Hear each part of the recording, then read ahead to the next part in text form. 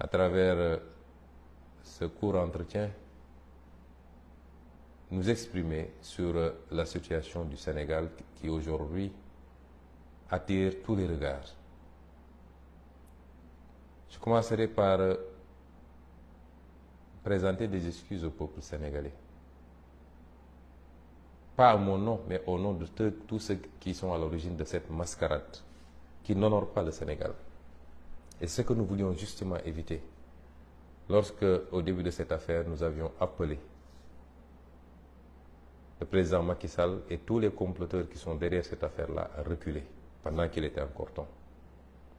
Non pas que nous nous considérions comme un citoyen au-dessus des lois, mais parce que nous considérions simplement qu'il n'y avait pas matière à mettre tout le pays en danger sur la base d'un complot manifeste, non assis sur des faits probants. Ce qui s'est passé hier est venu confirmer ce que je disais au peuple sénégalais, ce que j'ai dit au monde entier. On a vu hier la démonstration du complot. Et lorsque certains témoins, tels que le capitaine Touré, a commencé à développer sur la manipulation du PV d'enquête, on ne l'a pas laissé développer. Lorsque Mme Tal a commencé à développer sur les implications du président Macky Sall, selon les dires même de la plaignante, on n'en a pas tenu compte. Hier, le complot a été mis à nu, nonobstant le fait que, à cause de leur comportement extrêmement injuste, agressif à mon endroit, lors des dernières convocations dont j'ai fait l'objet, nonobstant le fait qu'à cause de cela, je n'ai pu me rendre hier au tribunal, parce que j'ai été très clair et je le rappelle à l'endroit de la communauté internationale. Je n'ai jamais refusé de déférer à une convocation de la justice. Mais tout le monde a vu le traitement auquel j'étais soumis à chaque fois que j'ai essayé de déférer à une telle convocation. Mon quartier est barricadé, ma famille est terrorisée, mes enfants sont privés d'école. Ma voiture est caillassée et cassée. On m'extrait de force, on m'asperge de liquide toxique pour me mettre dans des fourgons. C'est cela qui nous a amené à cette posture de dire, tant que ces comportements déviants de l'État ne cessent pas, nous ne répondrions plus à une convocation de la justice. Mais nonobstant notre absence, vous avez vu ce qui s'est passé au tribunal. Rappelez-vous que lors de la fameuse confrontation, que le juge d'instruction n'avait tenu que pour essayer de m'humilier. Quand je suis sorti, je vous ai dit que c'était un massacre. Et hier, c'était encore un massacre.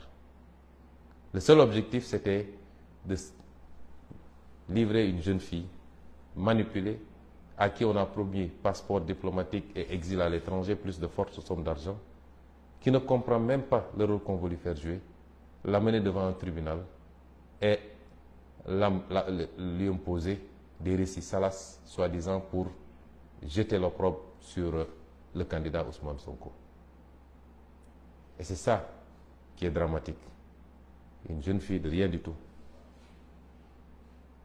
prise au piège d'ogres politiques, qui ne feraient jamais faire la même chose à leur propre fille, à leur propre sœur, et qui tiennent aujourd'hui en otage cette pauvre demoiselle, qui n'est pas si innocente que cela, puisqu'elle aurait pu se rétracter depuis longtemps, mais elle continue, de plus belle. Et c'est pourquoi elle doit comprendre que tôt ou tard, elle paiera le prix fort de son forfait. Elle et tous les comploteurs qui sont avec elle, les Mahmoud Diallo, les maîtres Gabisso, toute la chaîne et tous ceux qui, dans l'instruction de ce dossier, etc., se sont comportés d'une certaine manière. Parce que le Sénégal a payé un lourd tribut à cause d'un dossier aussi vide. Chers compatriotes, chers amis étrangers, pour un dossier de viol, la partie civile, ni le parquet, ni la partie civile n'ont été à mesure d'apporter la moindre preuve, parce qu'il n'y en a pas. Il n'y a ne serait-ce que l'existence d'une relation intime avec cette jeune fille, a fortiori un rapport non consenti. Et je l'ai dit depuis le début. Aucune preuve, aucun début de preuve même n'a pu être produit. Pour une audience qui s'est étirée de 9h ou 10h jusqu'à 3h du matin. Mais ce qui s'est passé hier nous interpelle. Ce qui s'est passé est très grave. On n'a jamais vu autant de violations des droits de la défense dans un procès.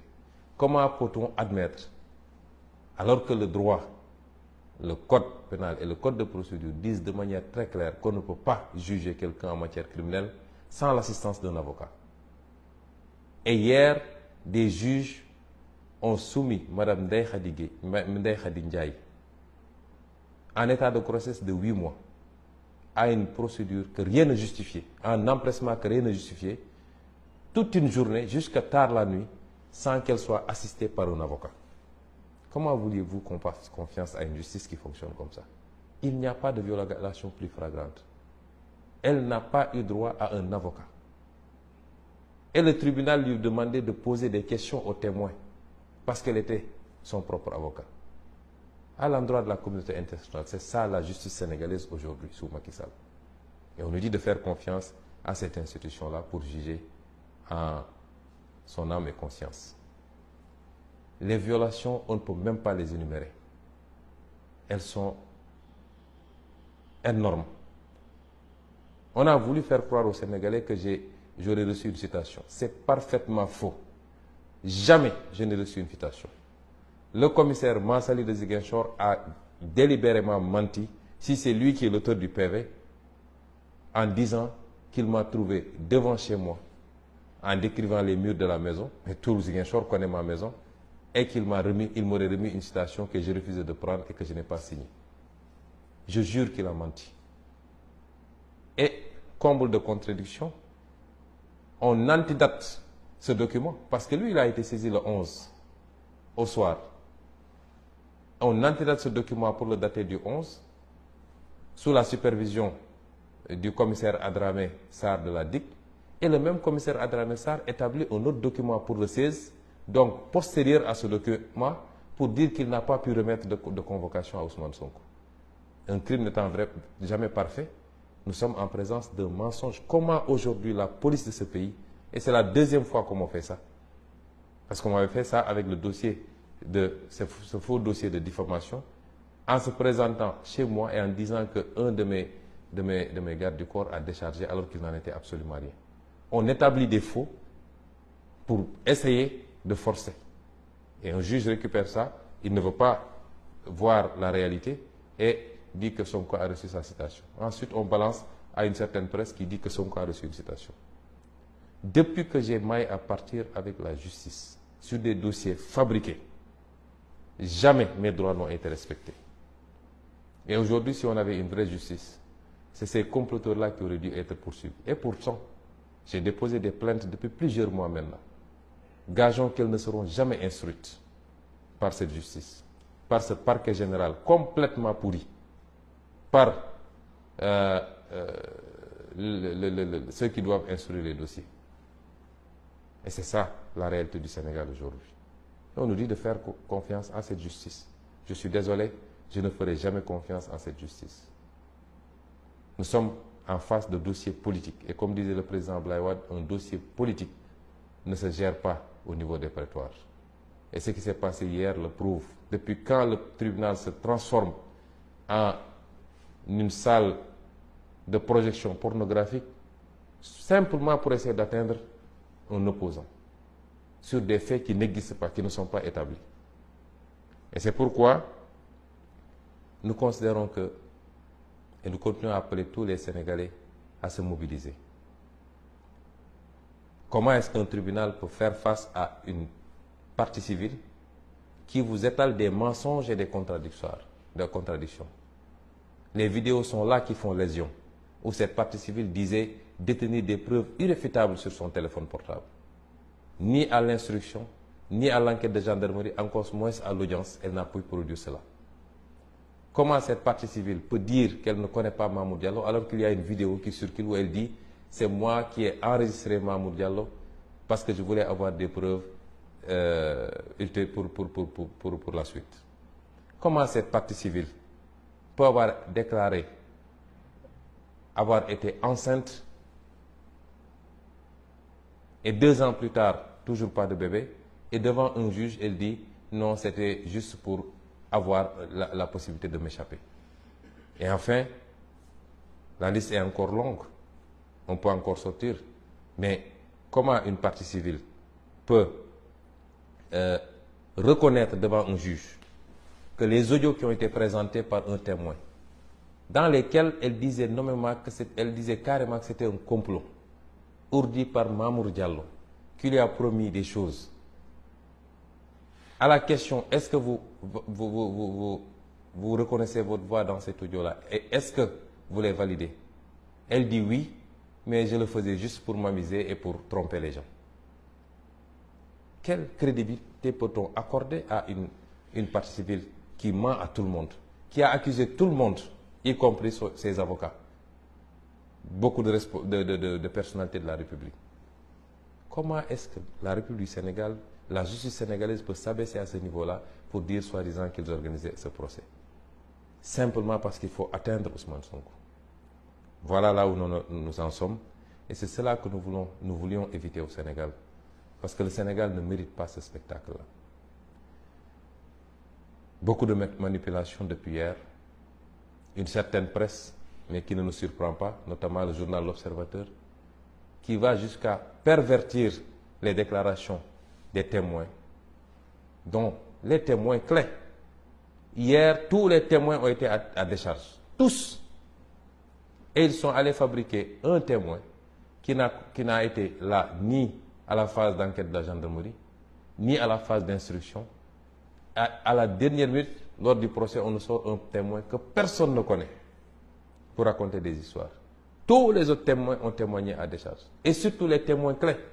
Parce que dans ce dossier, qui est témoin clé? C'est le gynécologue. C'est celui qui a fait l'enquête préalable. C'est l'employeur.